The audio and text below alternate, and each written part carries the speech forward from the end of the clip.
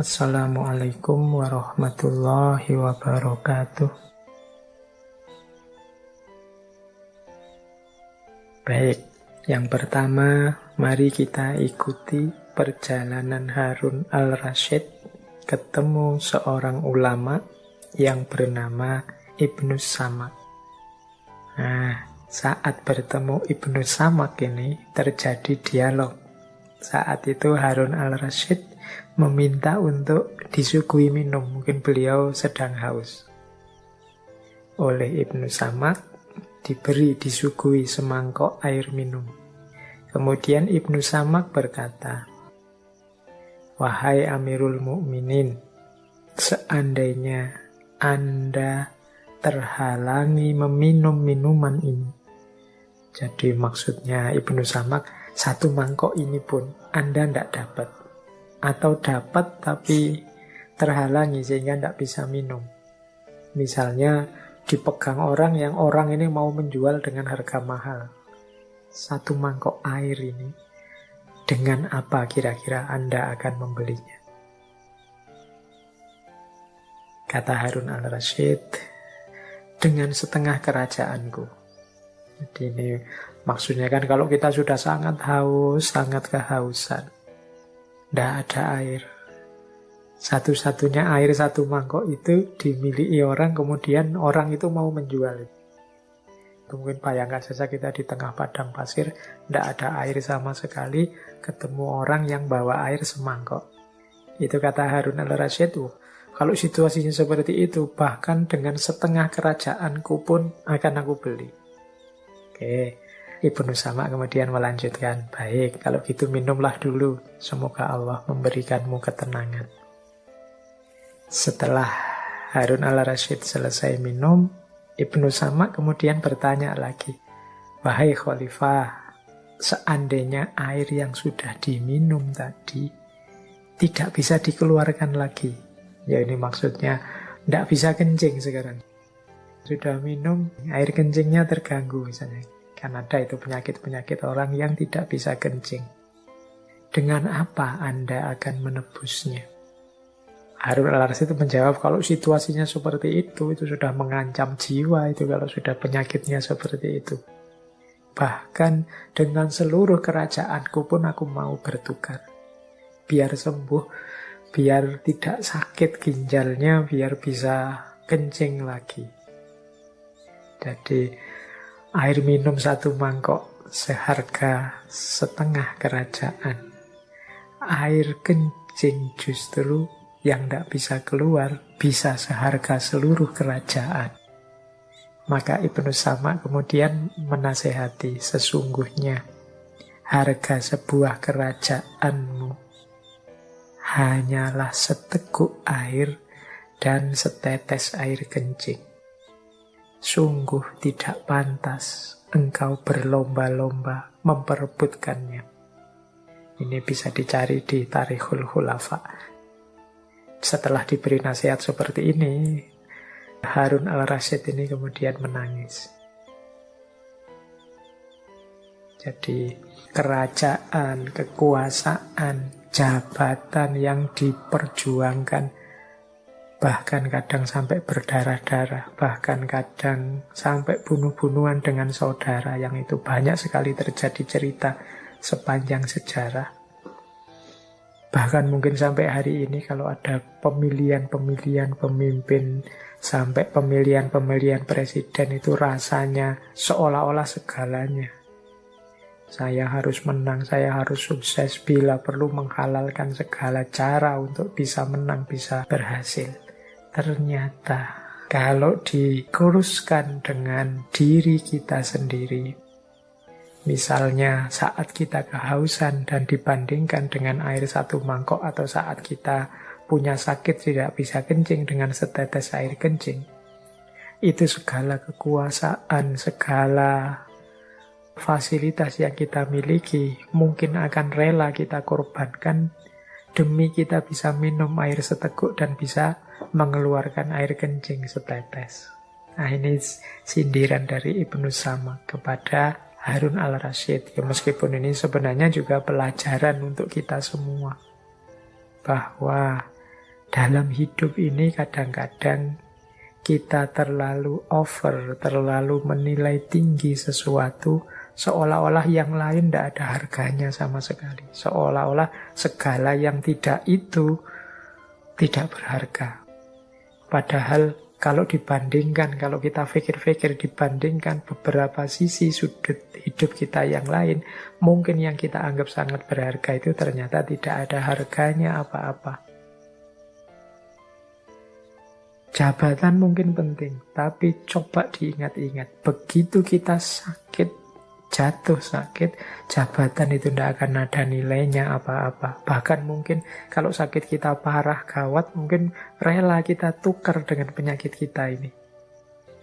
Mungkin teman-teman ada yang punya penyakit apa, misalnya kebetulan punya kedudukan atau jabatan apa. Sudahlah, ambil saja jabatan ini asal aku sembuh seperti semula. Mungkin bisa seperti itu.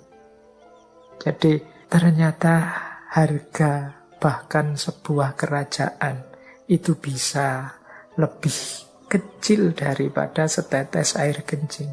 Dengan cara berpikir seperti ini, maka penting kita dalam hidup ini bijaksana untuk tidak menganggap hal-hal duniawi apapun sebagai segalanya.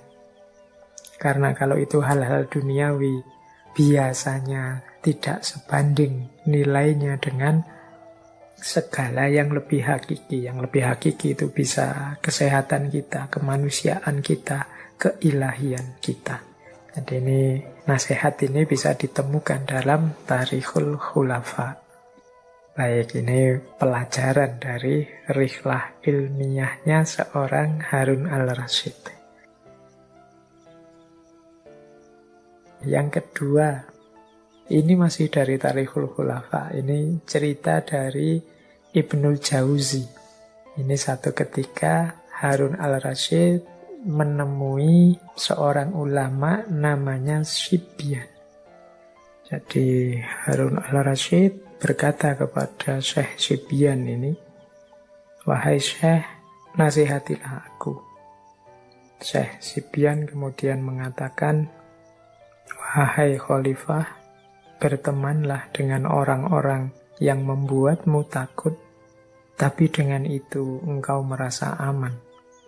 Itu lebih baik bagimu daripada berteman dengan orang-orang yang membuatmu merasa nyaman, tapi akhirnya engkau menjadi ketakutan."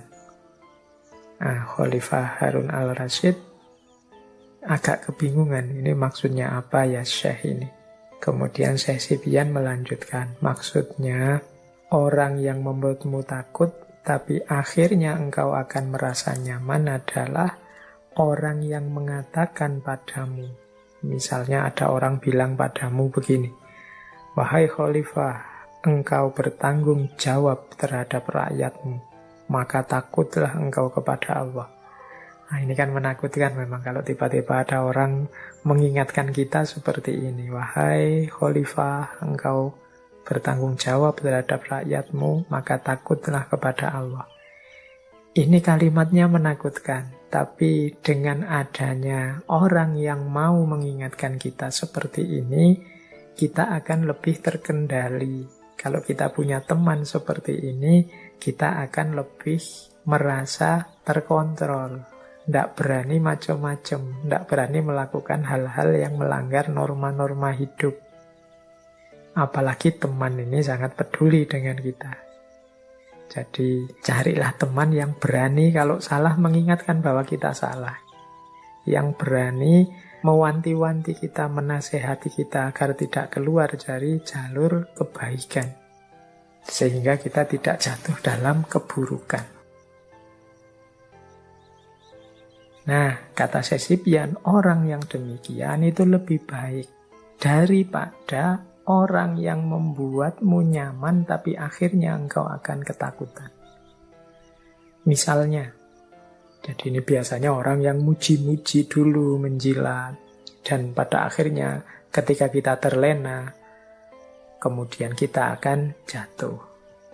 Kata Sibyan, daripada engkau mendengarkan teman yang selalu muji, yang selalu mengatakan, misalnya, Wahai khalifah, engkau ini orang utama, engkau ini ahlu bait, Allah akan mengampuni dosamu, engkau adalah punya jalur keturunan langsung ke Nabi, maka dosa-dosamu akan diampuni. Nah ini dalam istilahnya Syekh itu orang yang membuat nyaman, tapi pada akhirnya bisa membuat kita ketakutan, karena kita lalai, karena kita lupa dengan tugas dan tanggung jawab kita. Jadi ini nasihat bagi kita juga dari Syekh Sibian untuk mencari teman, mencari sekutu yang berani bilang salah kalau kita salah. Berani mengingatkan kalau kita keliru. Berani menunjukkan kita jalan yang benar kalau kita sesat. Teman lo ya, teman itu kalau mengkritik dasarnya kepedulian, bukan melecehkan atau merendahkan kita karena dasar orang tidak tahu, dasar orang bodoh, dasar orang tidak pinter, sini tak kasih tahu. Itu beda konotasinya. Ini teman. Jadi teman itu ya memang kadang-kadang kata-katanya nyelekit, tapi dalam rangka biar kita sadar, biar kita bangkit. Daripada teman yang senantiasa menjilat kita, memuji-muji kita. Wah, sampean hebat sekali, sampean luar biasa, sampean terkenal sekali sekarang, sampean wah sudah followernya, subscribernya, pengikutnya sudah banyak, luar biasa, kagum saya. Kalau hanya ini itu kadang-kadang bisa melalaikan kita. Kalau teman kita hanya muji-muji terus, kalau orang lain saya mending tidak kenal kita, mungkin masih muji-muji orang lain. Kalau teman itu kan tidak terlalu penting pujian dari mereka. Yang penting adalah kepedulian mereka pada kita. Jadi mereka selalu peduli tentang apakah kita masih on the right track atau jangan-jangan sudah nyeleweng-nyeleweng, sudah nyimpang-nyimpang. Jadi ini pelajaran juga yang diperoleh dari rihlah ilmiahnya seorang Harun al-Rasyid. Bertemu para ulama. Baik teman-teman, saya kira itu, kurang lebihnya mohon maaf. Wallahul muwafiq, wallahu a'lam bissawab. Wassalamualaikum warahmatullahi wabarakatuh.